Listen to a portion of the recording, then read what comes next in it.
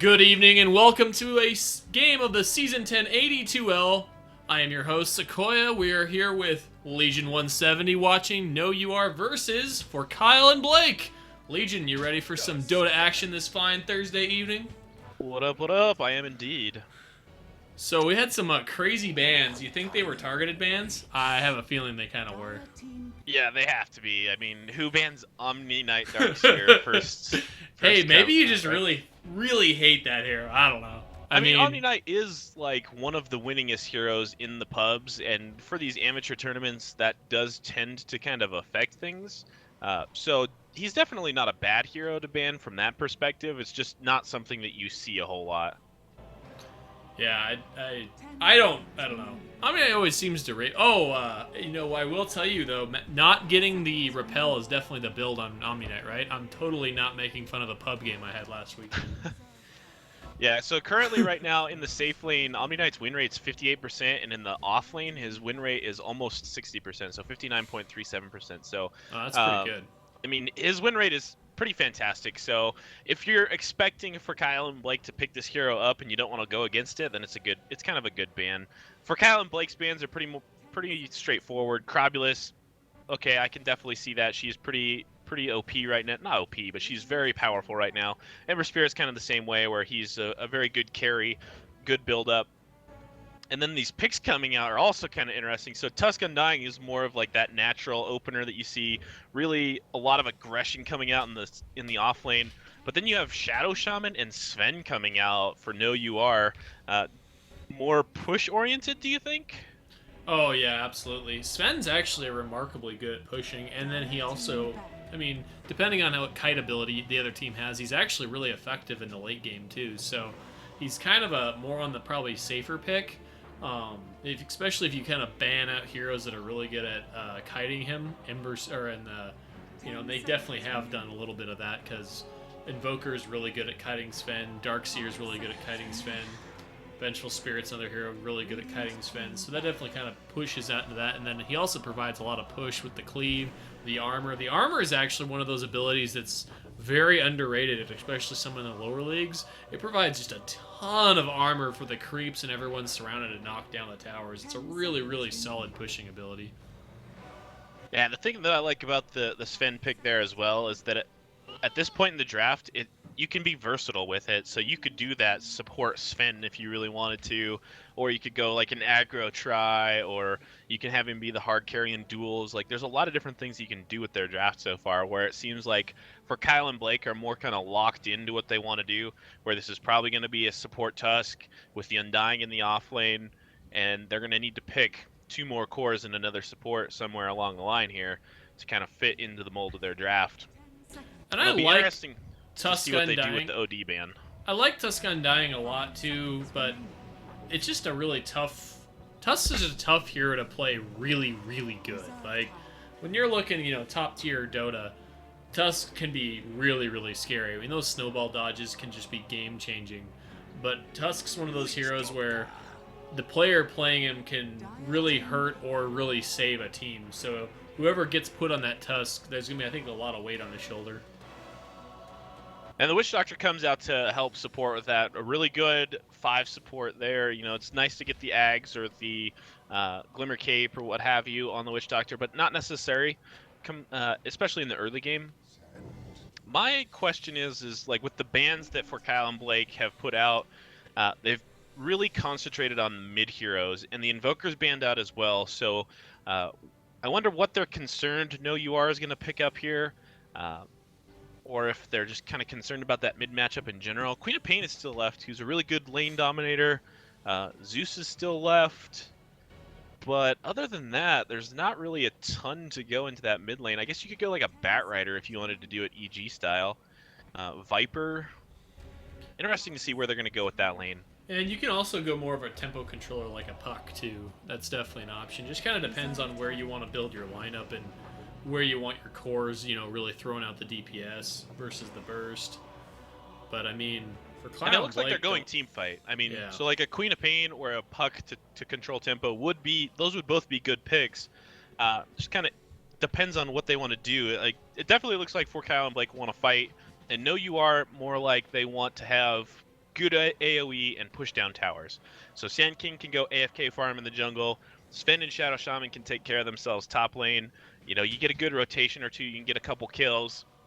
And then the other two lanes just kind of take care of themselves. Oh boy, for Kyle and Blake want to fight. So Razor, and that's good anti-push too with the ultimate, the static link, and the plasma field. So there's good anti-push there as well. There's good team fight, a good counter to the Sven. So even if that Sven gets up to BKB, you can still link him and draw that strength off of him. It's more kiteability for him. So the Witch Doctor ult's good for the Sven. The Razor is good for the Sven. The Undying is good for the Sven. So there's a lot of good counters here for the Sven. So interesting to see what UR is going to do to kind of counter that. I think the Queen of Pain will be good here. It's another AoE ult. It's pure damage. Good burst for some of these supports. And even the Razor. Like, if they can burst down the Razor, they're going to be able to do things really quickly. And Clinks is actually the pick. So it's not AoE, but it is a good hero pick-off. You know, be aggressive, push down towers, get a couple kills, get a pick-off here or there, and you're going to be able to do the same thing. Yeah, I think the different strategies are very, very different for both these teams. You're definitely seeing more of the pick-off push in NoUR and definitely the team fighting for Kyle and Blake. And they're both really doing a decent job at getting heroes that kind of fit in line with those strategies. And it's not even necessarily that NoUR is bad at team fighting. It's just more that they seem more like 4 protect 1, whereas for Kyle and Blake seem like they're more death ball-y, like we're gonna group as 5 at like 25 minutes and then just try to end the game. Yeah, I definitely agree with that 100%. And I think you're gonna see potentially a lot of smoke, using a lot of smokes on the side of NoUR. They have really good heroes for those little tight, quick pickoffs, especially with the Sand King and Shadow Shaman. So Bristleback, the last ban for Kyle and Blake, kind of an interesting, kind of a head scratcher ban, to be honest. Like, I don't think they need an offlaner. I think they need a mid, to be honest. Like, I don't think they're gonna send Clinks mid. Against the Razor, that seems pretty dangerous. It seems to me that it'd be more safe to do something like a aggro try, like invade the jungle with the enemy jungle with the Sand King, then have the Clinks safe lane farm it. Oh yeah, that makes sense. I mean, it's not ideal for your Sand King because you want your Sand King to get like good farm and get the blink, but if you want to do this in a way that's going to probably take for Kyle and Blake a little bit at a disadvantage, because they're going to throw that Undying Tusk and hope that you throw a tri-lane into it, because that's a ton of strength for Undying to steal. But if you send just the Clinks up there instead, then you're sending a hero that has good escape to kind of 2v1, get good solo experience, and then you can go out and get some pickoffs. And Naga Siren, so here's the death ball continues here. No so probably Naga Core, I would assume. So again, it's kind of one of those things where if you can get 25-minute like Radiance, if you can get 25-30-minute Radiance and just 5-man it and end the game.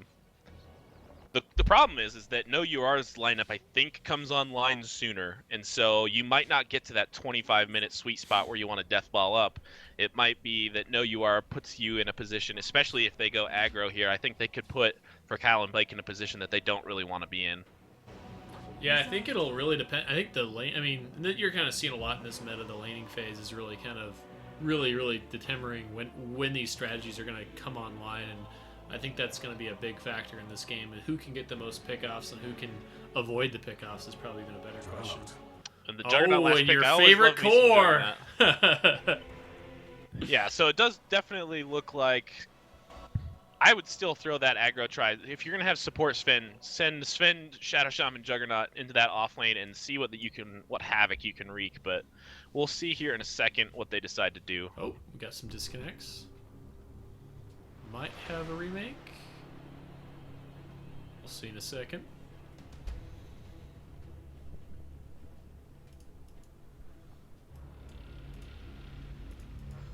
Nothing yet. Yeah, it could be just LAN problems or something like that. Yes. Oh.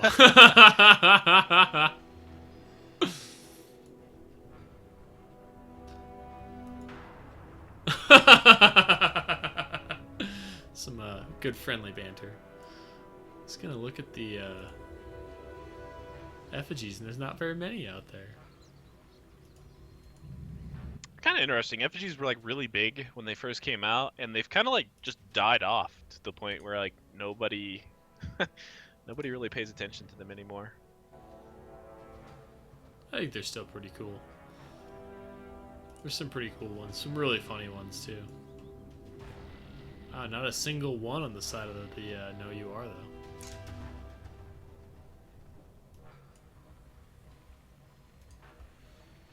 Well, let's do hero introductions while we're just kind of hanging out for a second. We're gonna wander over to the Radiant side for Kyle, and we're gonna go. They have a stand-in Fidel Cash Bro. CTR Prince Near is playing the Undying. We have Sadid Zealot playing the Naga Siren. Country Square on the Witch Doctor, and your mid player, Yogurt Eater. On the Dire side, we have Sire of Borg playing the Sand King. Mex Wigan on the Shadow Shaman. Maniac on the Juggernaut. Vigorous on the Clinks, and Demon Moose on the Sven. Alright, here we go! As they say on the side of Sven. Anything crazy gonna be coming up in these rune contests, or no? I don't think we have no smokes. Any smokes? Let's see how many. No mangoes, only one fairy fire. Crazy! I always enjoy seeing that. So a little bit old school here with the first item pickups for both teams.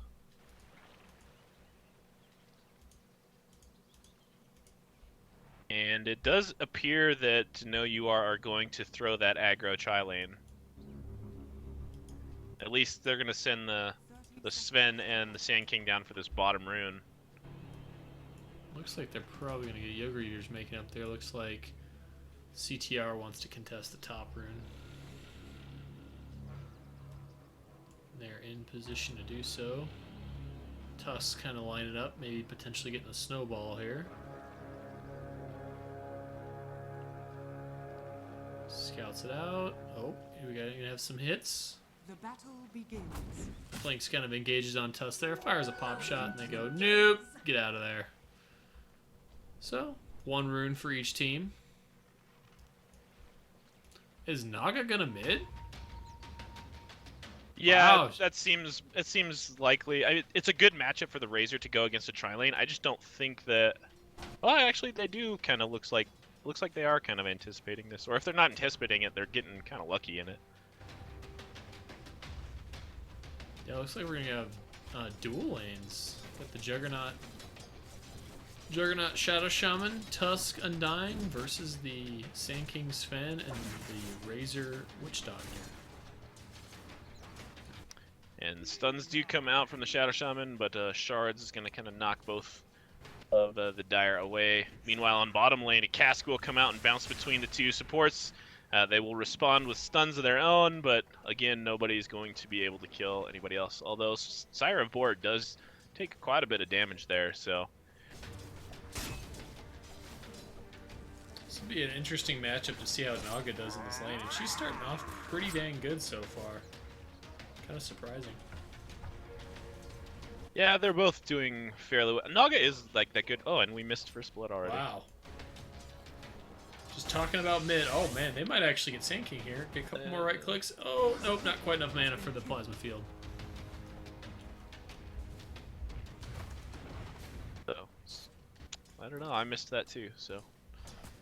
Yeah, we're talking about mid matchup here. So Naga is actually doing really well with 8-3. The Clinks is at 6-0 right now. Especially for the ranged here. It looks like Naga's getting beefing up the Riptide, which is able to give her more farm. And Vigorous is gonna have to be pretty careful here. He took a lot of hits trying to get that last hit. He's pretty low right now. Looks like we're gonna have a little rune picked up by the Sand King. Gonna go invisible. Hopefully get this creep off of him. We lazy wander back to the lane.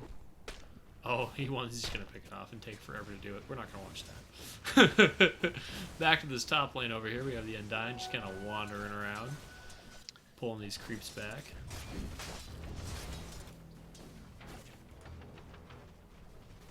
Kind of a calm lane phase so far.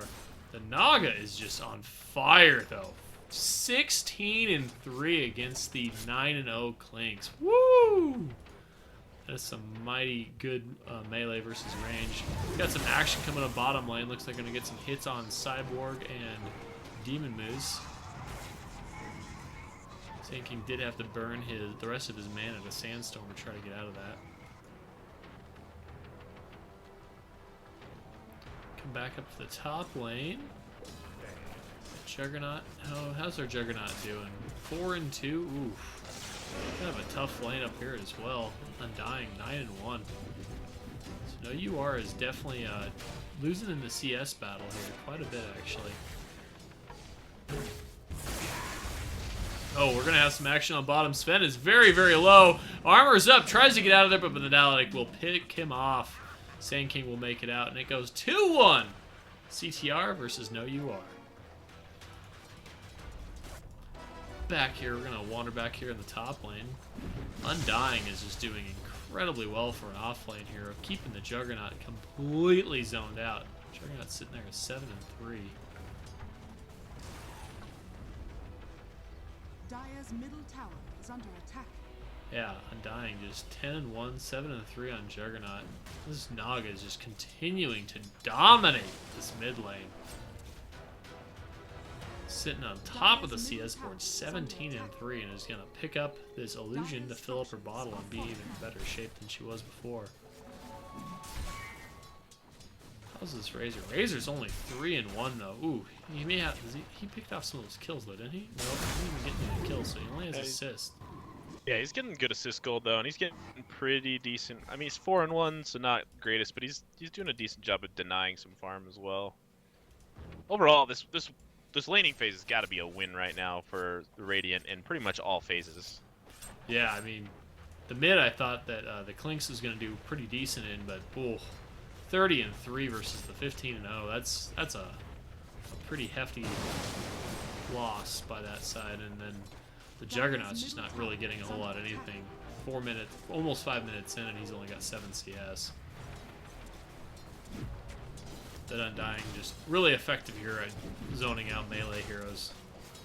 And when you have a support like a Shadow Shaman who's really focused in more control versus damage, it's hard to get him out of there when he just keeps blasting you with his decay. You're gonna did some more damage on Sven down below. Oh, Sven's re-engaging on the Witch Doctor. Oh, I think Witch Doctor is very, very dead. Oh, he's gonna get out. He is. As the Razor's gonna get some hits off of Shadow on Sand King here. Probably beating him down a little bit, but he'll have to back off. I think it's only one level in Malik though, so nothing too bad. And Naga picks up a kill in the mid lane actually on the Clinks. Oh wow. Woo! It's an interesting stat from our stats guy, Legion170. Yeah, it's kind of hard to do both things at once. I understand why there's 3 guys now to cast. And actually up top here, the Juggernaut spin is going to get both offlaners very low, but not quite low enough. And the the zombies is still up. Oh no! Pick up a kill. There's one. The ward is still up while the zombie's trying to pot up, but he does get the pot broken away. Fairy Fire's up! Oh my and then they grab a second kill. So Tombstone for the win right there. It looked really bad for CTR for a second there, and then that Tombstone just did work and able to pull down both kills there on NoUR. So things just keep getting a little bit worse for NoUR. And let's just go back over here. Let's go to the net worth and just check that out. Naga is just almost sitting at 4K. Oh, Sand King is getting some right clicks. Cask was thrown out. Maledict is down as well. Looks like Sven Stun's going to come in to help his buddy out, and I think he should be okay because I think it's only a level 2 Maledict, so he should... Ooh, it's going to be really close. I don't think he's going to make it. Oh, here comes Witch Doctor. 1 right click. Sand King is down.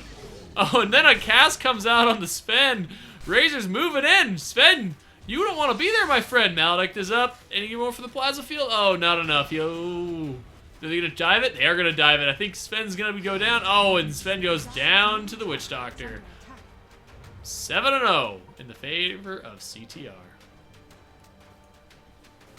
This Witch Doctor is just dominating this game right now, and the net worths, like, it's early on, so you can't take a lot out of this, but the net worths, all 5 heroes for the Radiant are actually above the heroes for the Dire, so NoUR really needs to kind of pull things. I mean, it's not even necessarily that they're playing like super bad, it's just things aren't going super well for them. And the spin comes out on the Juggernaut as they try to snowball, and this is going to end up in a kill. So ooh, we nice wanted things to kill. pull around, and here we go. The zombie's kind of trapped in there by the tower, and he's going to maybe fall too. No, Oh, the zombies are just doing work. He better be careful, or the Dying's going to start picking off decays on him.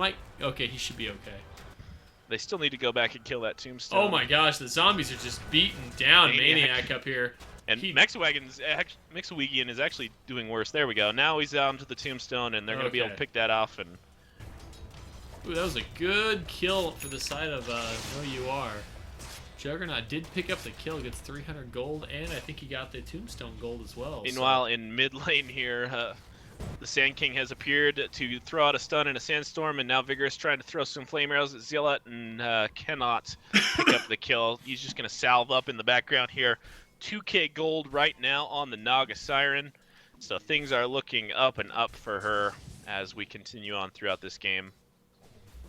Yeah, what is she gonna go for a first item build? It's got to be Radiance. Yeah, she's going just straight up Radiance. She's got her boots and everything. Oh, and Sand King missed the stun there. I mean, she's got more than enough gold if she want to do Boots of Travel, but they're just doing such a good job controlling the map and farming right now that there's no reason for her to go anything else. Like, if she can get Radiance in the next, like, 9 minutes, then this game is looking really, really, really good for CTR because it fits in perfectly with their game plan.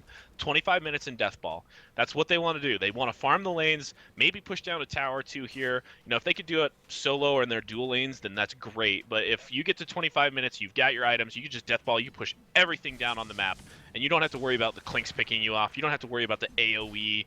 Like, you're not gonna have to worry about a Blink Dagger with the Sand King anytime soon because he's having to rotate around here. He's already died once. He's getting no farm. Like, there's just nothing that he's going to be able to do anytime soon. And Vigorous wants to go for a tower of his own here. Meanwhile, up top lane, Tusk is actually diving up here on Maniac, and the Walrus Punch picks up a kill. Oh, I missed it too. Dang, good play by Tusk there. I was thinking they were going to go up on Shadow Shaman here, but the Juggernaut must not have fallen back as far as I thought he was. He's trying to get out there, but a good shards, and then a nice Tusk. And meanwhile, Witch Doctor's going to throw out a stun, but just a little sandstorm here from the Sand King. If he sticks around too long, Vigorous might be able to pull a kill out of this. Nope, they elect not to chance it. Oh, and Shadow Shaman gets picked off at top.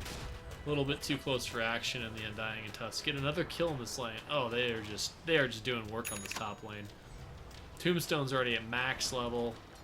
And Sven's going to take another cask, and it's going to bounce back and forth through him a couple times. Malik does hit, and another kill for the Witch Doctor. Oh! Mega kill streak.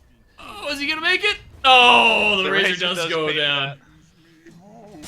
Sand King wants it, but he goes for the illusion. Oh, no! Went for the wrong target, and Witch Doctor's just going to casually walk away. He does have his ult now. Cask's online. Mana Boots up. Is he going to go for it? No, he's just going to... Nope, maybe. Here he comes. He changes his mind. He doesn't want to risk it. Doesn't want to give... I'm sure he's at a... He's probably at a streak by now. Yeah, 5-0. Probably doesn't want to give that kill streak away. So the Undying in the Tusk. Tusk's in position to go on Maniac here. I think he's waiting for the snowball. Full max shards is online. Oh, they ping him out. Here comes the shards. Snowball in play. Here comes the decay. Tombstone ult comes down. Naga's rotating in. Wants the kill. Gets 1 kill. Lines up for the Shadow Shaman. Oh, Shadow Shaman does pick up a kill on the Tusk, but the Naga picks up a kill on him. I believe that is double kill for the Naga, and only 200 gold out from having her relic. And I think they want this tower to finish that off. Yeah, things could not be going any better for this Naga Siren right now. Like, even though they might lose a mid tower here, and actually, Witch Doctor should be careful. There's the stun from the Sven, and Clinks is going to throw out a couple arrows now, so the Sven's going to die, but that's a pretty good exchange there. He's going to pick up 672 gold for ending that mega kill streak, which is gold he desperately needs. So they don't get the tower because of the TP in from the Undying, but it's actually a decent trade. Oh, here comes the ult from Sand King! But not nearly enough damage, and he picks up a punch for his troubles, and he shows his face again. He's pretty dead. Any reveal on the side of the Radiant? No, nothing yet. No, so. but they could just throw in. I mean, they could just use their AOE spells here: Plasma Field and another shards, and he's gonna try to run away. But here comes Razor, snowball in, Plasma Field, and dead. So a little bit. Oh, and here comes Vigorous though. Oh, he picks off the Razor. Gets nice, almost 500 or 550 gold for that. So nice pickup for Clinks there. I mean, the nice thing about being down this far, and they are down 7,500 gold and about 4K experience, is that you're gonna get good reward for picking up kills. But unfortunately for them, Zealot picks up another 2 kills. No, just 1 kill. Double damage rune. Picks up a kill, and is only 500 gold away from Radiance. Oof. And the Undying does die actually in the mid lane to the Clinks. Radiant's bottom tower is under attack. So, looks like Vigorous has gotten 2 kills now, starting to get his couple items up online. Got his phase boots, got his Aquila online. What do you think he's gonna go? I mean, they're down really far. Oh, never mind. I already got answer to that. He is going for a Silent Stick. What do you feel about that build? Is it already too late for that? Is it still a game where you can pick up kills, or do you just need to go for more of a team fight pushing build? I think that at this point the Orchid is too late. Like, by the time that this Orchid gets up, the Radiance is going to be done and they're going to be deathballing. Like, you have to recognize that Radiance lineup is all about deathball and push, and you're not getting kills yourself. You're not getting kills to snowball into this Orchid so that you can snowball even further. Like, you're not going to have an opportunity to really use this at all. Like, I guess it's okay for stopping the ward, but really, do you want to spend that much gold to just, like, stop a death ward or to prevent a sleep or something? Like, I don't think that it's worth it right now. Yeah, and this Radiance is about 45 seconds from being online, and it's going to be just devastating. It's going to be about a less than 16-minute Radiance, and the other side does not have much to even close to combat, and here it comes. It might be a sub 15-minute Radiance if the courier is on the move fast, and we have some action out of the bottom lane. Tombstone is down. Shadow Shaman does fire a blast out, but I don't think it's going to matter. They are just going to run him down. Walrus Punch. Here comes the shards, and he is down. And this tower is going to be shortly behind it. Here comes the 15-minute Radiance. Vigorous wants to see if he can get some kills, though. Goes for the Tusk, who's super low, but will he get the last shot? He can't quite make it. He doesn't have the speed, and Tusk gets away with no health. So close. And he picks up a mech when he returns to base. Oh my gosh, he is so fat. Dire's bottom tower has fallen. And so we're coming back down the bottom lane here. Looks like Sven's gonna just try to get some farm, but he is very poor. Almost 16 minutes in the game, and he essentially has his treads online. Unfortunately, I think this is the point of the game where we need the supports to start getting these Ancients stacked and try to get the Sven some boost in gold here, or the Juggernaut. Either way, someone needs these Ancients stacked and start farming them here. They can use the potentially the Shadow Shaman to drop some heals on him with some consumables, and I guess he's still got trees too, so even the Juggernaut's got his healing ward he can really farm those Ancients with, but we got to start getting some farm on these heroes, otherwise when the Death Ball comes it's going to be just unstoppable for him to take. Yeah, and they're doing a decent job of kind of splitting the map right now, picking up a tower kill. Oh, the Radiance Burn just hurts, just destroys them. They try to do something here. Juggernaut throws down his ult, but here comes the mech. Maniac's running for his life, but there's nothing to run from. Undying is just going to run him down. They are just all over. NoUR or CTR is all over the map. There is not much they can do about it. They're diving towers, diving the map. They don't even care. Mech online, Radiance online. They're just taking over the map and punishing NoTR's draft at this point.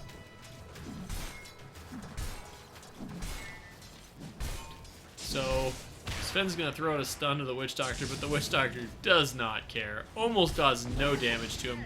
He's going to throw the cask out and just casually walk away. The Sand King is so far from his Blink Dagger. He only has his... And then Witch Doctor's going to lay down the ult. The Maledict! Sand King is in so much trouble right now. He throws down a couple right clicks, but it's no good. Sand King is completely picked off by the Witch Doctor. Witch Doctor just casually is like, hey man, that's cool, you can do your thing, I'm just gonna have to kill you. This Witch Doctor is... Wow, that is an impressive stat there. Naga's Radiance beats the average pro time by 30 seconds. I think we can all applaud Sepid Zealot on that Radiance grab. Great plane. Vigorous does want to come get him. Picks up a kill with the Radiance burn from the illusions. Actually, if she macros these, she could get another one. Oh, not quite. She didn't have the mana for the Riptide. If she would have had the mana for the Riptide, she would have had a second kill there, just from the illusions. Clinks was that low. If he would have just got hit by the Riptide, he would have burned down, definitely. Wow, it was... I know what Vigorous was doing there. He really wanted that kill on Naga to try to get some gold for him, but... Okay, at least Sven's starting to get into the forest here. Are we stacking Ancients yet? No, we still haven't stacked Ancients yet. It's something I really, really feel these supports should be doing on the side of NoUR. One thing that I'd like to kind of point out, too, that's kind of interesting is that until just now, supposedly their #1 player, the Razor, that Core 1, was actually the lowest on the Radiant net worth just because of how the kills had gone for that Witch Doctor. So if you're Witch Doctor, you are super happy right now because you basically have, yeah, you do have a completed Glimmer Cape. It's just waiting for it to be delivered. So 18-minute Glimmer Cape. You you cannot ask for much more than that. And here's a little bit of a fight, maybe. So onto an illusion, but Vigorous goes in on to the Razor. No, here comes Razor the pops cask. the all. Here comes the snowball and the cask. Oh, Tombstone's down. Oh, here comes the Witch Doctor all. It is in range. Oh, it's just beating down Sven. And here comes Vigor. He's got to run. He doesn't want to be there, but the Tombstone and the Decay is going to knock him out of the game. And the Maniac's doing what he can to fight. And just a really great cast from that Witch Doctor again. He is just doing his thing. Gets a well played from Vigorous, and I have a feeling they're going to GG out here. Yeah, there's just not much that they can do at this point. They're down by 12,000 gold, 10,000 experience. They've been team wiped right next to their tier 2s. Like, you could try to dodge and farm, but it just not something that's going to work out here. And a little all chat communication about the Clinks. I don't think the Clinks pick was a problem. I think where they chose to lane. Honestly, as much as I like the Juggernaut, I think the Juggernaut pick was the problem. It really forced lanes that you didn't really want to be in. Like, the Clinks mid is not. It's not a good matchup. Like, even though he's going against the Naga, who's a melee hero, he just doesn't attack fast enough. He doesn't flash farm fast enough. It's better to have him in a lane where he can kind of be mobile and dip in and out and maybe pick up a couple kills. Like, I just don't see him like one-on-one killing the Naga Siren in that lane. Like, she's always got tools to defend herself from him. So as long as he's not getting like really good smoke rotations, which he didn't get, they're not going to get a kill. And so I think it would have been better to use that Juggernaut pick for a Queen of Pain or a Puck or somebody like that that's going to be able to one-on-one and dominate that mid lane. And then you could throw that Shadow Shaman, instead of having him babysit the Juggernaut, throw him down into the other lane, help him out. Like, the two melees against the Razor and the Witch Doctor was like an impossible lane for NoUR. You know, asking them to win that lane is just, it's not going to happen. And so you basically lost all your lanes before the game even started. And Vigorous is going to get snowballed, and he's dead. Doesn't even fall down. Into the heavens he goes, and he will not return until he's back from the well. Just to kind of finish it up, this game kind of felt like it was kind of lost in the draft. Just with that one pick, it just kind of forced them into some weird lanes that they probably weren't going to win. Yeah, that makes sense. And oh, Sven, you did not want to be there, my friend. I don't think the God Strength's going to help, but he's sure going to try. Couple swings goes. Oh, but the team of CTR just collapses on him and takes him down. That max range on the Naga Ensnare was just the end of him. Dire's top tower is falling. The Sand King is trying to take on this Witch Doctor here, but the Witch Doctor keeps evading all of his attacks. And looks like, no, he's going to wander around. Sand King will live this, but he's going to take some beating. We'll get a haste rune. Gem picked up on the side of CTR. Just everything going their way. going in almost going uphill for that kill too. Picked another kill on Maniac there. This poor Juggernaut is just not having a very good game. And he's just kind of in an impossible situation where he's never going to be able to farm enough to get... Oh, and then the illusions just get a kill. This is not a game to be a support in. No, this is... In general, I don't like being a support in any Naga game, but this is definitely the one you definitely don't want to be part of. So it looks like they're going to pick off this tower next. Mid-tier 2. Pretty easy pickings for this Naga. Boots of Travel already online. And then I guess they can start doing chip damage uphill if they want. They can go get Roche. They have a gem, so NoUR's vision is non-existent. They have one ward down here, but that is it, and it's about to expire. So they are going to be basically not letting... They're going to have to hang out in their base for the rest of the game. And these... Oh my gosh. There's just kills all over the place. The Witch Doctor. I can't even follow these kills. They're happening in the most random places. Nothing you can do about it. This poor Witch Doctor. I think he just took a Sand King ult too. He did. He took an entire Sand King ult and then killed him. And now with the Sand King ult down, they're going to try to fight right outside the base, but it's not going to do any good. Yogurt Eater might go down, and he does. Vigors does get the kill, but he is going to pay for it with his life, it looks like. Yes, he is. And it looks like the Undying is just going to go Scepter and casually walk away. Radiant's Courier does go down, so a little plus in the side of NoUR. They did get some gold that kind of infused in there. But even with that one kill, 4,300 gold difference for the side of CTR. Oh. Wow, And that is a very interesting stat there you got there. Sand King actually electing to pick up a mech instead of a Blink Dagger, so that tells you how much just like raw damage they're having to do. They're trying to do anything to deal with the team fight. It just feels too little too late. Yeah, this is pretty painful. I really feel for the side of Naga games are just never fun to go against, especially when the laning phase goes just so well. But you know, the nice thing about it is Sven and Planks do very well in the late game, so if they can end up taking some of these fights, but the problem is this the Undying has a gem, and it's just not going to do him any good. And here comes the Witch Doctor all just laying down in the side of the support. Sand King and Shadow Shaman are no more. And I have a feeling CTR are going to take this and head uphill.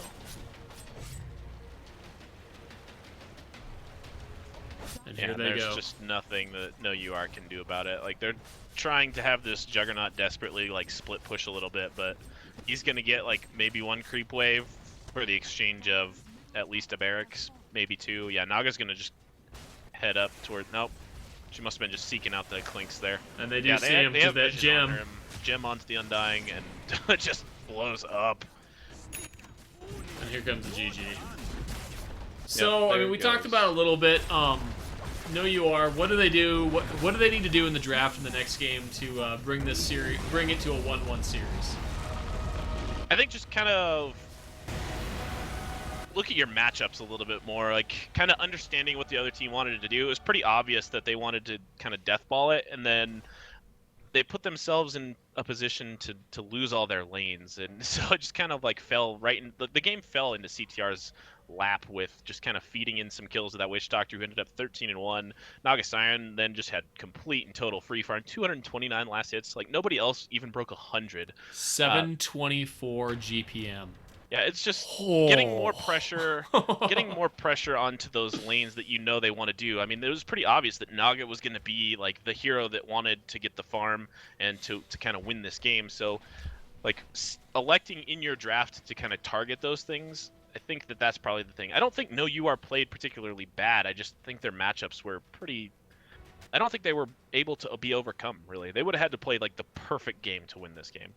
Well, that's going to wrap it up. We're going to jump in Game 2 here in just a little bit. This is the Season 10 of the AD2L. I'm Sequoia. He's Legion170. We'll be back in just a few.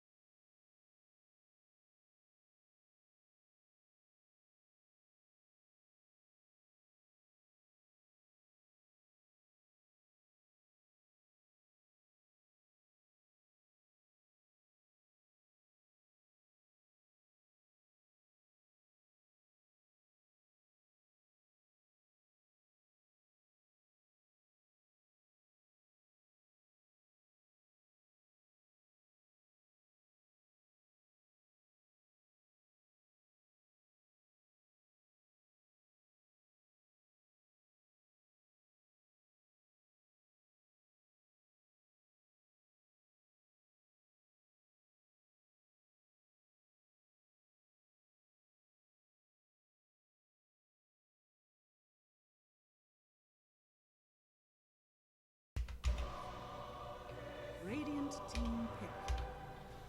Welcome back, everyone. This is the Season 10 of the AD2L NoUR versus for Kyle and Blake. I am Sequoia. I am with my good friend Legion170. Legion, was the Naga ban surprising to you at all? No, I mean, I doubt very much that for Kyle and Blake we're going to go back into it, but when you get dominated by a hero that badly, it's just kind of natural to get rid of it. The Undying ban is kind of the same thing. That Tombstone wreaked so much havoc in the laning phase for the Juggernaut, and just really good bans overall. I think they're better bans, honestly, than in the first game when we saw the Darkseer Omni Knight banned out, and I don't remember if that was NoUR or not, but and then on the other side you've got Invoker, and then kind of, to me, the most interesting ban is the Doom.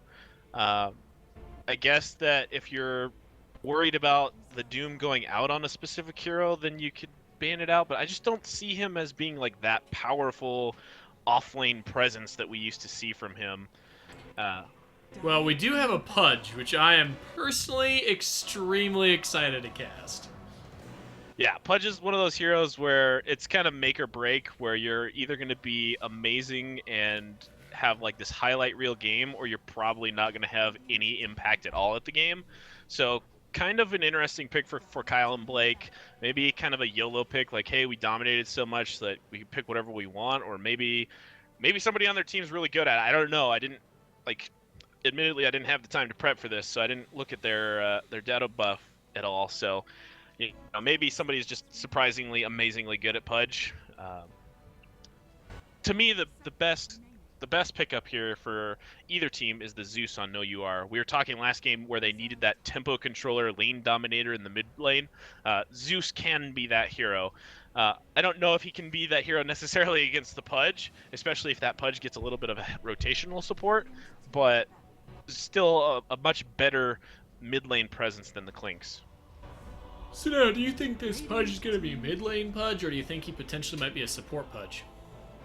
You know, I would say most likely it's going to be kind of a roaming support, just because that's primarily what we're seeing him as anymore, especially in these AD2L games and pubs and things like that. You tend to see him in the off lane a lot more, and actually looking at his Dota buff profile, he actually wins more in the off lane than he does in the mid lane. It's not a significant, it's like a 1.5% advantage, but it's still a decent enough advantage that you'd probably think about throwing him there.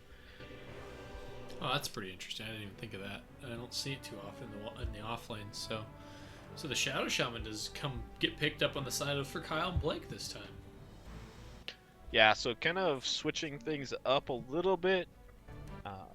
Still though, kind of team fighty, not necessarily super death ball, but kind of a similar strat, it looks like.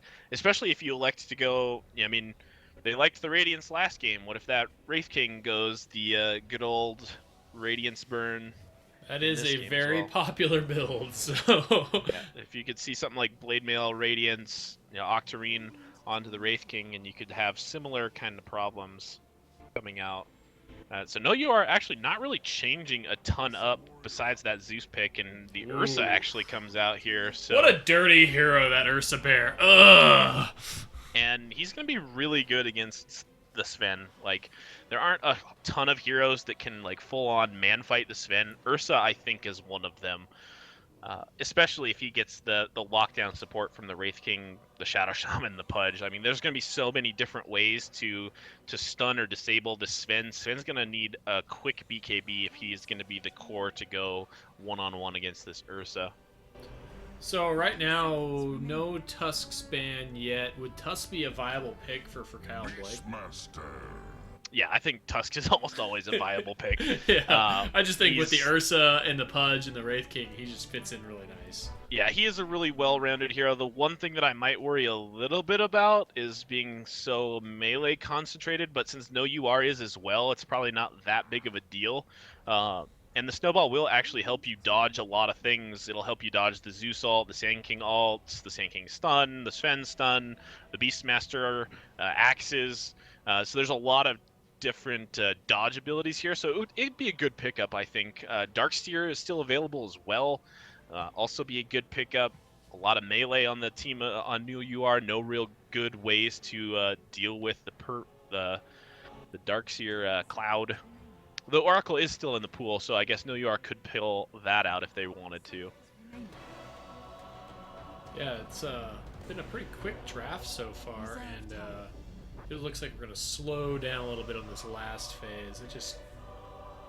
It seems like both teams kind of have pocket strats in mind for this game, or it's kind of one of those things where, like, if your back's against the wall, like if you're NoUR and your back's against the wall and you need to pick up a win here, you go to heroes that are comfortable to you. And so it could just be like, hey, I'm really good at this hero, or this person's really good at that hero, or they have practiced a certain strat, or something like that. So you see a quicker draft until the end when it's like, okay, what are they doing and how do we counter it, or how do we play against it? Right now, both teams kind of look like they want to fight. I think the swing heroes to me are the Pudge and the Zeus. Like, depending on who gets the better of those two heroes right now, that's going to be your difference in this game. Like, otherwise they're pretty evenly matched. And the Lone Druid actually picked up. So probably going to see the Wraith King supports with the Shadow Shaman. So they're going to go this off-lane Sven again? Or support Sven, probably. Off-lane Beastmaster? I don't know. Like, again, the lanes kind of... Yeah, so Vigorous is on the Beastmaster, so it'll be a mid Beastmaster. Maybe a safe lane tri-lane this time with the... I don't know. Duels, probably? I don't know. This is really kind of an interesting draft here. So let's just do player introductions, and we can talk more about it after that. Alright, we're going to start on the side of NoUR. We have Sire of the Borg on the Sand King, followed by Demon Moose on the Sven. As we said before, Vigorous is playing the Mighty Beastmaster. We have Maniac on the PL.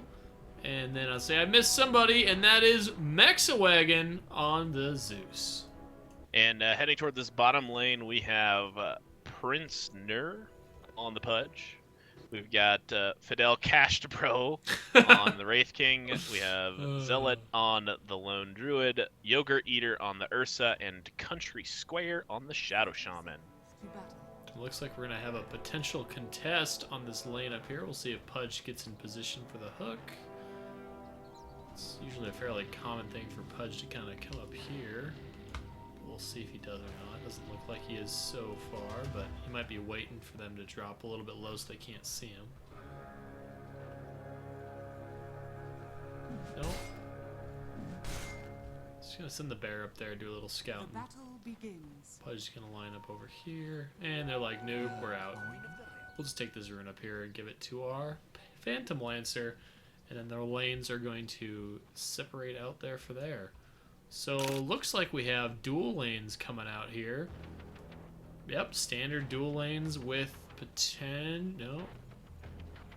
Pudge is not going mid though. Looks like Lone Druid's gonna be taking up the mid over here against the Beastmaster. So this actually might be a tough lane for Vigorous and the Beastmaster. Yeah, so turns out I was wrong in a whole bunch of things. We got support Zeus. I thought he was going to be in that mid lane dominator. We've got the off lane Sand King Sven again. Oh no, they're in trouble too. Wraith King gets his ult or stun off and brings down the Sven. That's first blood going to the side of CTR. See, and that's the danger of this Ursa.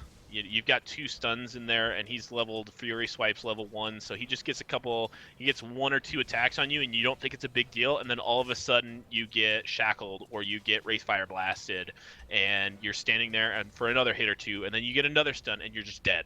Like, there's nothing really that the Sven can do. If he takes a couple autos here and there, and then you get stunned, nothing is going to save him. And actually a counter stun here comes out, but now the Wraith Fire Blast comes out. Ursa backs up, and the 2 supports are just going to harass Demon Moose back out of lane. And already we have a Zeus rotation in here. Again, with the double melee off lane failing so hard last game, it really surprises me that they went right back to it, especially against the stuns and the Ursa that they had up here in this Radiant tri-lane. But now they've got PL soloing against the Pudge, which is actually a pretty decent matchup. He shouldn't, in theory, get caught, but it'll still be kind of an interesting matchup up there. So Vigorous is doing insanely well on this mid lane. 8-0 against the 6-0 Lone Druid when he was just getting beat the crap out of in the beginning, and he's just really utilizing those bears or those pigs to get some more farm up there and doing a great job at it. So he's definitely doing well. Again, this mid lane looks like he's going to take some hits from that poison orb, which is kind of annoying a little bit.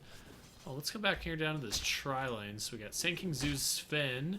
We'll see how they can pull up here. There's just so many stuns on the side of CTR here. They're going to have to be really careful, otherwise they're going to meet a fury of fury swipes from Ursa Bear. And let's see here. We're going to take a quick peek up at top.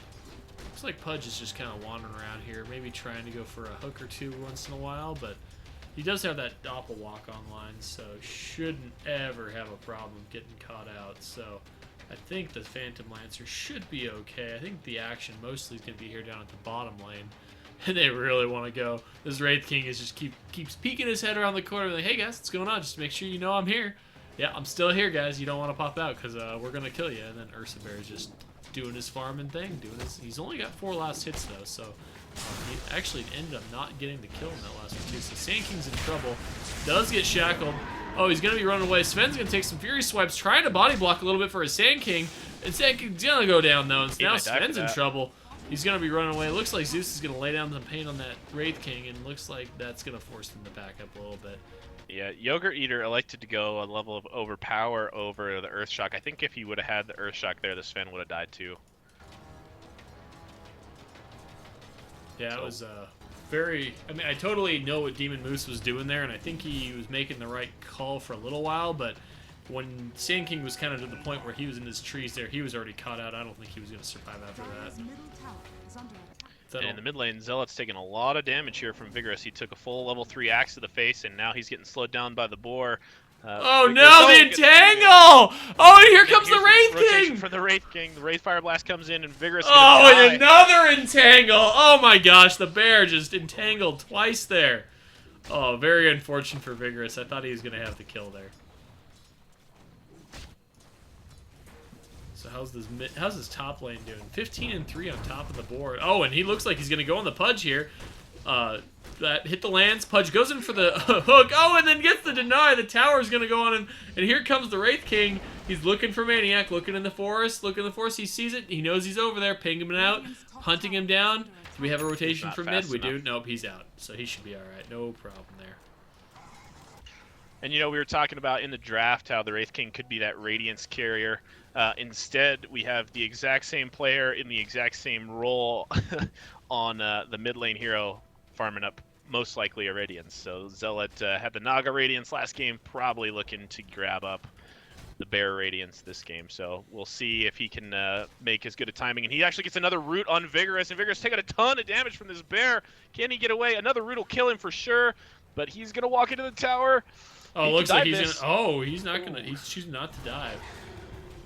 Oof. Probably afraid of those boars a little bit, and there was a second one just summoned from Vigorous, but I don't know if he had to worry too much. And Pudge is actually rotating into this lane here, so maybe that was just the plan anyway. Like, don't risk yourself. I'm going to come down here. They've already rotated the Wraith King into the off lane, so he can pick up some solo experience and some farm, get up to that level 6. They know they don't really need him that much in the bottom lane because Ursa can always just duck into the jungle. So doing the most to maximize their resources right now. They've already forced a tri-lane that's not particularly great because it's not going to get a ton of kills. Here, they're getting the Shadow Shaman some levels in farm. They're getting the Wraith King some levels in farm. Lone Druid's got a ton of space. He's doing his thing. And then Pudge is kind of like wandering around looking for an opportunity to kill someone, which is what the off-lane Pudge does best. And Zealot's farm was a little bit, I mean, it wasn't bad by any means, but it was a little bit behind Vigorous in the beginning, and now he's just skyrocketing out of control. Up almost 11 CS on Vigorous right now, and I think it's going to get even a little bit higher. Vigorous just doesn't have a lot of control for this Bear, and this Bear, if he gets one good entangle, he's going to be in rough shape, and it looks like he's just going to keep zoning him out of lane.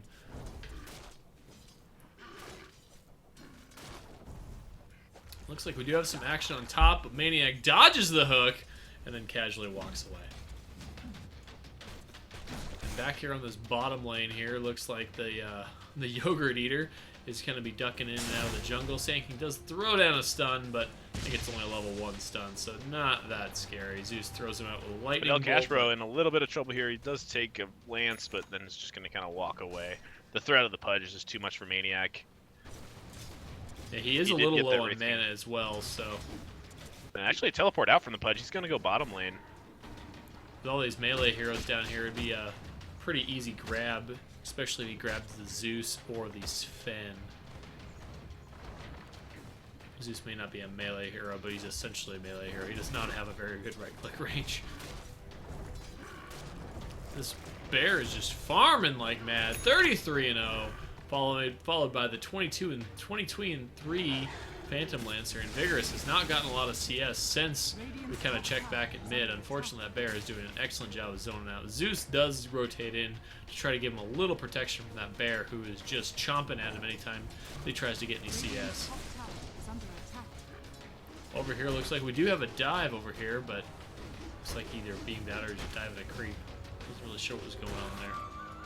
Do have an invisible Pudge rotating mid. Pings do come out. I'm not sure if they know about this, and I think Zeus is going to be a whole heap of lot of trouble. Here comes the hook. Oh, swing and a miss. And he isn't going to chase him out. He's just going to back off. Vigor comes in with 2 boars, and it looks like Pudge is going to line back up and head back for bottom. So lots of little action here. People just kind of up and kind of peeking their head around the corners and then backing off. Nothing too major here. Yogurt Eater does continue to farm this bottom lane. 19-0 versus the 8-5 Sven. Sven has just not got a lot of health. Gonna have to burn some of those consumables so he can get back into fighting shape. One good news about these Phantom Lancers, he does end up picking off that tier 1 tower on top. So it does prevent some rotation power from the side of the Radiant. Yeah, the nice thing about the way this is kind of laid out is that Maniac basically has free farm. There's not much that a solo Pudge or a solo Wraith King or even a Pudge and Wraith King can really do unless he's like very careless against him. The problem is that the other 2 lanes aren't doing as well. And the Ursa isn't doing as well either, but 44 CS right now on Zealot, and he's got pretty much everything that he wants and needs on the Baron himself until he gets Radiance. Like, he is perfectly set up to start going Relic, and he's got 400 gold on his way towards that, so... And he's forced 2 heroes to be in this lane pretty much the whole time. Oh, I think they're just going to dive Zeus. Oh, Vigorous whiffs the axes. They get an ensnare. They might be in a bit of trouble, but it looks like they're not going to, so... There's no way he can dive that by himself. Like, if Pudge or somebody would have been there, then maybe, but there's no way the Lone Druid can do it alone. Sven and SK kind of rotating out, hoping to grab up this rune in the bottom lane. They're going to get spotted out here by the Sand King, and here comes a Wraithfire Blast. Or not Sand King, the Shadow Shaman. The Shackle does come out. Ooh, I think it's a dead Sven. Yeah, that is definitely a dead Sven. No wand charges. Oh, no, it's not a dead Sven. Here comes the Sand King. He's Oh. double damaged. He's got a stun. He does die, but the Shadow Shaman probably going to follow here. One charge He does up. have 1 charges. The Sand King throws up the Sandstorm. He doesn't know. He didn't know that Wraith King didn't have enough mana. If he would have clicked onto the Wraith King had no mana to do anything. Ults, Wraithfire Blast, nothing. He could have just chased that down for another 1 second and got a stun Oh kill. no, he's in bad shape now. He just tried to stun out of the position, and it looks like maybe they're gonna get the bear. Oh, does end up getting a bear. So resummon will have to happen on the side of Zealot. Sven does go in on the Wraith King here, throws down a stun, but oh, Sven, you don't want to be there here, man. Here comes the Pudge Hook. Pudge Hook. Oh, doesn't even just gonna go in for the bite. And simple kill. And Dire actually don't have a ward. He didn't see that coming. They have a ward, down here in this jungle. He did smoke in there, just so you know too. Well, still, they have no sight except for that jungle ward there. Like, even if he wouldn't have smoked, there was no way he was going to see that coming. Like, yeah, and I think they're going to be having what they need to come in here and start pushing this bottom lane. So PL is definitely holding his own against the Lone Druids at 53-3 against the 59-0 Lone Druid, but I think PL's also been getting some jungle farms, so the numbers can make it slight deceiving here. We're gonna jump over the net worth, and yeah, like he is slightly the numbers do slightly deceive you a little bit. So he's actually down in farm to the Wraith King and the Lone Druid right now. Not super far, not out of position, not too far out, but slight. Yeah, and the difference could be from that assist gold that the Lone Druid picked up as well. So it's not a huge difference, 600 gold. My question is that if you're only, I mean, he's almost got Diffusal Blade, so that's good. But can your Diffusal Blade do enough before Zealot gets the Radiance? So Zealot decides to pick up a Mithril Hammer, and it looks like he's not going for the Radiance. Yeah, so probably going to go something like a Maelstrom and hope to teamfight a little bit and then build up some gold to eventually get to that Radiance, which would kind of fit their MO, which is like Death Volley in here. The Sand King stuns Yogurt Eater, but then is shackled up. The Sandstorm will come out, but the Ursa is sitting on top of the Sven. The wards do get dropped. They're just going to sit here in the Sandstorm, which is only, I mean, it's level 3, but Oof. wards come out a couple more times. I don't even think they really needed to drop those wards. Wraith King just going ham here. He doesn't even care about that tower. Nope, not at all. And, didn't even care he was out of mana. Just like, hey man, I didn't like you doing that. You stunned me. I'm gonna have to kill you now. Sorry, dude. And I don't know if we caught this earlier, but Midas is actually picked up by the Wraith King. I did not catch that. So yeah, that's wow. He definitely wanted to go some extra farm here and kind of push their advantage that they already have. I mean, Aegis is on Ursa, Midas is on Wraith King, so they're set up to do some really good Death Ball push right now with that Aegis, and they're set up for the long term as well really well with the Midas pickup. And honestly, I'm a little bit surprised that we didn't see the Midas picked up on the Bear. Like, if you want to go for that like later farming build, which the Maelstrom would kind of indicate, it was kind of surprising to me that you don't see at least one Midas picked up there for the Bear, but electing to go Maelstrom instead, probably for the team fight damage, I would assume, but kind of curious anyway. And Sand King is very, very, very poor right now. Only 2,300 net worth on the board. Very far from anything like daggers or anything like that. Sven does throw his God Strength out, but he's going to have to run. Shadow Shaman's going to stun him up. Will he throw down the Shackle? No Shackle, but Pudge is just rotated in. Oh, Ursa Bear is pissed. He wants the hook, flies, misses. Wraith King stun comes in, and there's the Shackle and a very dead Sven. Sand King and Sven down on the side of NoUR.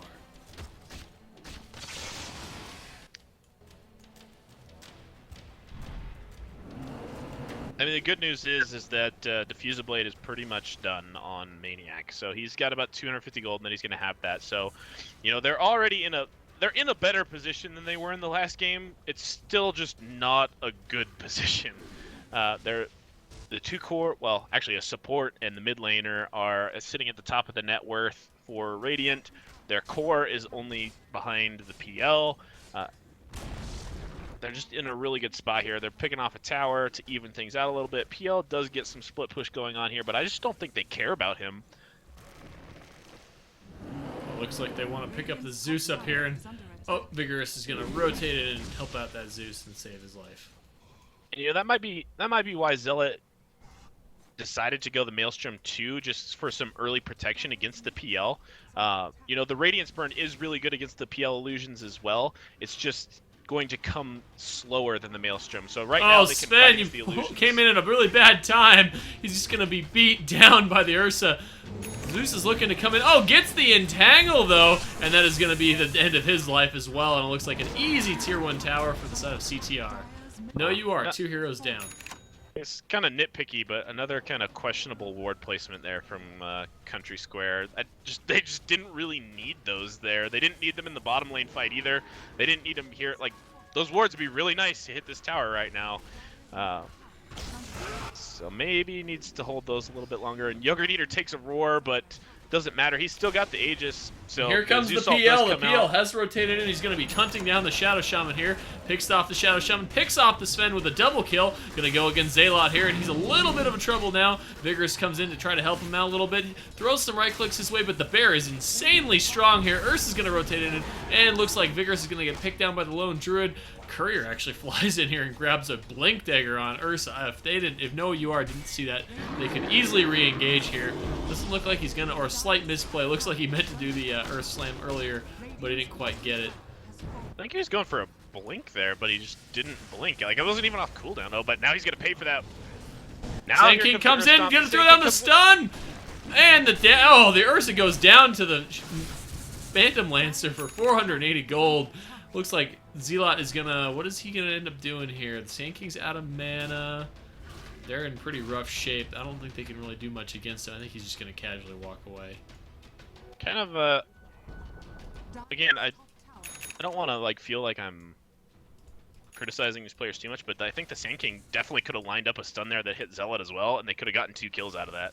Like, he literally walked in there and stunned only the one hero. Like, I think if he walked maybe, like, 10 units south a little bit, he could have gotten a crossways kill, or a crossways stun there that would have hit both, and maybe would have ended it in 2 kills, but... At the same time, I think it was a little bit of a misplay from Ursa there. He did have his blink online. I think he meant to blink slam in, but didn't quite get the Earthshocker. Fired the Earthshocker first, or something hit him and broke his blink. It didn't break his blink because I was on him, so it must have just been he got his hotkeys mixed up. But you know, it happens to everybody. He just Earthshocked and then went, oh crap, like I don't want to do that anymore, and then just kind of got caught out because of it. But I think you're right, because his blink dagger was in his 6th slot, and now it's moved to his 2nd slot, so very likely. Oh, and PL's gonna run into a Wraith King and a Pudge, and he is in deep trouble, even with a doppel. He's gonna get the kill, but I think that's gonna slow him down and definitely beat his death. He might get a double. He might get a kill on Pudge. Is the illusion gonna be good enough? Nope, doesn't quite get a micro on and kill him off. Oh, too much flush here, flush heaps from the side of Pudge, and prevents enough damage from Zeus Salt. Yeah, even without the flush heap, he only has level 1, and there's only 3 charges on that. Like, I just. Oh, Sven is just gonna die again. Unfortunately, it's same with the Sand King. This poor Sand King and Sven, if one dies, it just seems like they both die. The wards do defend the mid tower, but again, too bad they didn't have these wards for this tower here. I think this would be a pretty reasonable tower and a nice time to drop them with 3 heroes down. But they used it. I think it felt a little too early there, and now they're sitting at mid lane doing nothing. Looks like Vigorous is doing some split pushing here. He does not have a beam, though, so he's definitely stuck down here. So this mid lane will be defended. And Ursa's going to blink in on Zeus and likely clean him up. Yep, Zeus goes down. And it looks like he's not going for the Rella. Picks up a chainmail on the side of Zealot on the lone druid. But tier 2 bottom and mid fall for the side of NoUR, so they're losing map pretty fast, and the Bear just decides, I want to go high ground. Sand King's gonna get stunned up by the Wraith King. Here comes the PL, starts beating down the mana of the Wraith King, but you know what, Maniac, you are just too deep, my friend. The Bear is just too much. Zeus Salt comes down, the Bear does drop, Sven comes in, slashes down Yogurt Eater, brings him down to the ground. That does end a oh no, not even a kill streak. So just a 2-for-1 on the side of CTR NoUR, and definitely a big gold change in the side of NoUR. So good fight for them to take, I guess, even though they lost the Phantom. Yeah, NoUR just in a familiar precarious situation where they need Maniac to be out like split pushing and farming while the rest of them kind of duck fights because they're just that far behind. Yeah, I do think that NoUR needs to do kind of what you said, duck more fights. It seems like they're a little aggressive on trying to take this mid tower. Sven and Sand King have died at least once trying to take these. They tried to do it a couple times on bottom, and then now once mid. They try to keep taking these fights, and as soon as they get to these towers, massive rotations come out from the side of CTR, and they easily can punish NoUR. So I think they need to do more split foot push, you know, bring the creep wave up and kind of back off casually before these rotations come in. They get picked off. They don't have very good retreat and back off ability at this point, since none of the blinks are online quite yet. And it looks like Sand King went for mech again, not going for the blink dagger, so he's a long ways out for the and then actually the stat comes out about the blink dagger right there, so it knows blink dagger coming anytime soon on the Sven, and definitely not the Zeus. I don't see blink dagger, so yeah, so the catch on the side of CTR is actually pretty insane right now, especially if they get roots, hooks, Earthshocker, and then all the stuns from their supports. So let's hear some pings come out from the side of NoUR. Looks like they're a little concerned about these characters sitting over here near the Sven pit. CTR, yep, they're going to check out and find out Roche is here. So as soon as Ursa wants it, which is going to be right after he clears his camp, he has another Aegis coming. And Wraith King is very, very close to an Octarine core. And they actually, 2 heroes blink over the edge here, going for the Sand King maybe. He will get the stun, and he's going to ult the Wraith King. Wraith King does have an ult here. I don't really know what... So up at the top, Shadow Shaman does fall, but Vigorous is going to get rooted up by the bear here. It looks like Sven wants to go in, throws down the armors, trying to get the bear, but the bear is just kiting the heck out of him. Now gets the root. The bear is just going to start going to town on Sven now. Will another root come out? Oh, Sven's in trouble now. Just takes another Maelstrom hit, and then they're going to casually get the bear out of there and back away. And Sven's going to have to back off as well, as God's strength has depleted. Yeah, you know it's a bad day when you're 3v1 on that lone druid and you still can't kill him. And I will say, I am not the biggest fan of the support Zeus. I mean, the de-warding is great. He has an amazing de-warding ability, but man, beyond that, I don't really feel he brings a lot to the table. I'm just a much bigger fan of control and defense for your carries on the supports, or at least provide your carries with some pick-off potential or something. And all Zeus really gives you is nuking power, and I'm just not a big fan of that as a support player. On the Zeus picked up the Aether Lens recipe, like, I don't... You have to question that. Like, he could have mana boots right now, which would be drastically better for him than a recipe sitting in his stash. I don't know if he bought that, like, right before he died one time. Maybe I missed that. Like, maybe he was about to die and then just, like, quick bought it, but kind of a questionable decision if he just straight up bought it. And Maniac is starting to get some farm picked back up for him. Sitting, unfortunately, quite a ways behind the Lone Druid and Wraith King on the side of CTR, but doing okay. Got his Diffusal Blade online, Aquila, and a Helm of Dominator, so he can get some lifesteal when he's in these battles. The Maelstrom hits are just a little too much for him to take. Looks like they are going to try to contest this tower here. We'll see how that goes for him.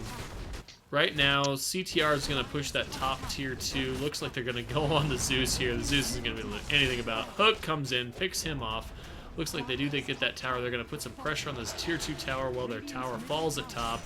And you know what? They have Aegis on the side of CTR. I don't think they're too worried about it. They're going to push way faster than NoUR at this point. With the Zeus down, they decide to go uphill.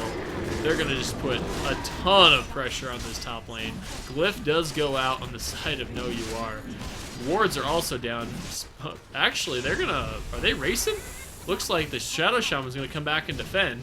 Throws down his wards, but now, oh no! Maniac's got caught by the Shadow Shaman. Shadow Shaman does fall. Oh, top. Sven comes out, gets stunned by the Wraith King.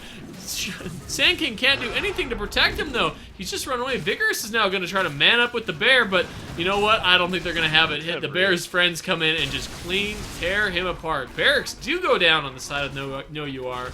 I think they're in a bit of major trouble here. Wraith King blinks in, tries to put down the Zeus, but the Zeus is going to follow up with a blast of his own, and then Ursa's going to try to pick him off, but unable to do so, and they're going to have to back off. And it looks like this bear is just cleaning up buildings left and right. He is extremely far and has an AC, Maelstrom, and a Poison Orb, and they are just tearing the part of the base of NoUR. Sand King keeps going in on this bear, but they just cannot bring him down.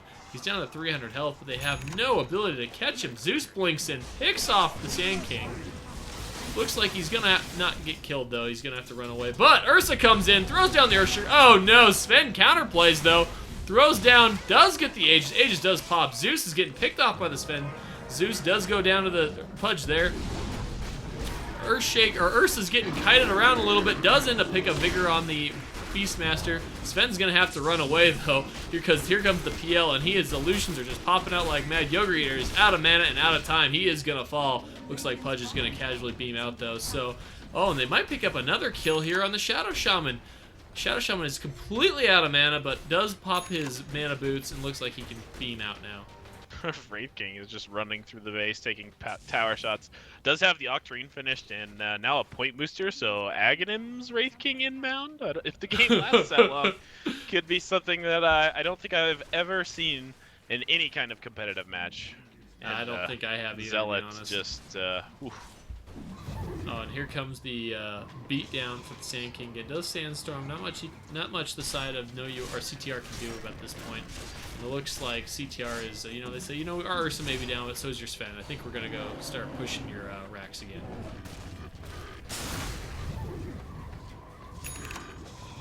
Oh, Pudge Hook does just barely miss Zeus there, and that would have probably been another kill on him too.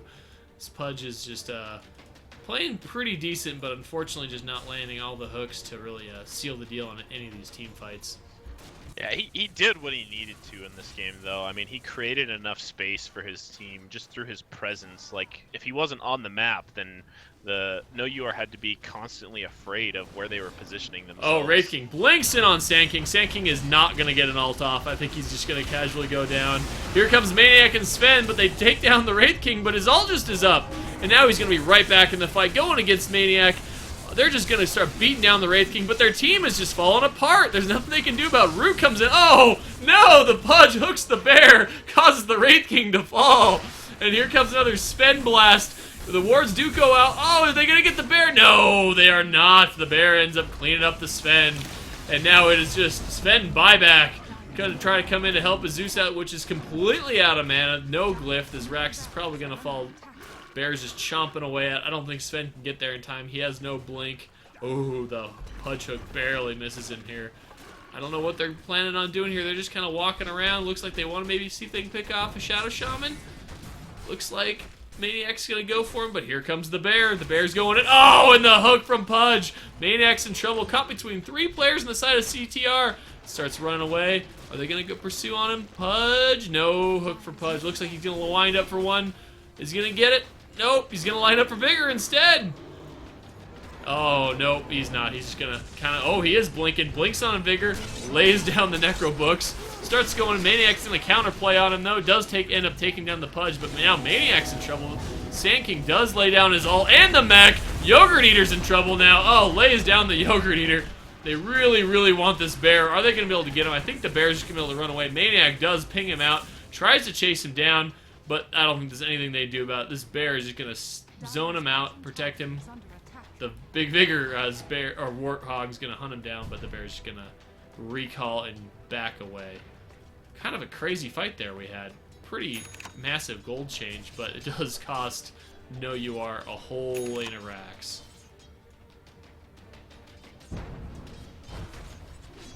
Maniac is picking up in farm, though. It's only 5k behind, 4.5k behind Lone Druid at this time, so he is starting to get a little bit scared. He does go for a Scotty, though, so his DPS factor is not going to be as high, but what they're trying to do is help with their catch, which they really have none, since the side of NoUR, there's still no Blink Daggers, and it looks like Sand King's opted to just skip the Blink Dagger and go right into the Agnums, and I don't know how I feel about that. As good as the Agnums is, I really just feel... Oh, he's actually finished the Agnum, so he's going to have just a massive range on his stun now, which I think is the idea. Just, skip that, go for maybe, hopefully pull it to the late of the game where you can have even more items on board and not have to worry about the Blink Dagger. Yeah, I'm actually kind of a fan of picking up the Aghanims instead of the Blink Dagger. I just think it needs to happen before this. I mean, before you're down 2 sets of racks and it's 30 minutes. Like, if you're going to do that, don't pick up the mech. Let someone else buy the mech. Like if you're absolutely dead set on this, and they actually go on to the Pudge here, but he just kind of force staffs himself into a better position. He has a blink and he can just do that there. Meanwhile, Zealot is getting just hammered on by the Wraith King and Vigorous, but they are forced back by the Savage Roar from the Bear, and he is allowed to walk away because of that. Meanwhile, his team is setting up to go maybe onto the Wraith King here. A spear goes out onto Yogurt Eater, and then the Wraith Fire Blast comes out on Maniac. Can they lock him down enough? No. Doppelwalker comes out. Sand King Sand King ult comes down. Wraith King might fall, but they can't mana burn him fast enough. He's gonna have an ult here. Yogurt Eater still stuck in the middle of things. The Bear is here. Punch Hook misses, but it doesn't. Maniac actually picks up a kill onto Yogurt Eater, and now they want more. Maniac wants Fidel Castro, and he might get him. Can they find the real one? And they do. Wraith Fire Blast comes out. Here comes the Pudge ult. Oh no, Maniac falls. He does not have buyback. He is down for 70 seconds, and with him probably goes the last hope of NoUR, as the buyback from the Ursa will come out to counter up that Sven push onto the top lane, and the rest of his team is going to kind of YOLO dive here onto the team of NoUR. Wards are dropped. Vigorous is shackled up. He is hooked, and then he is dead. And Sven does fall down at the bottom lane as well. Meanwhile, Mexwigian has dropped some of his items and then got them denied. Oh, the Sand King is the going to hook get... brings him back. And the Savage Roar. Roar. Him out, but it doesn't matter. It is Megas, and this is good game. 2 dominating performance by CTR, and I think really that the problems for NoUR in this game was the same problem that it was in the last game. They were just kind of overmatched in their lanes, and it kind of goes down to that off-lane matchup of the Sand King Sven. Like, if you're going to lock that in early, you need to have something else to go along with it. Yeah, they rotated the Zeus down there, but by that time it was pretty much too late. So I think just re-examining those laning decisions, and NoUR will be good to go for next week. Yeah, I do totally agree with you that NoUR definitely has what it takes. I mean, when they actually fought as a team and it seemed like they could get their what they wanted to do down, you could saw that they were able to pull off some objectives and get kills when needed. But I do think the laning phase just kind of hurt their ability to work as a team and get those objectives complete. So, well, everyone, that's gonna wrap it up for this night. We're gonna hopefully be back later this week. If not, we'll be back next Thursday, 7 Mountain, 9 Eastern, for some more AD2L Season 10 action. I'm not Legion170. He's Legion170. I'm Sequoia, and we're all about Dota. We'll catch you later. See you guys.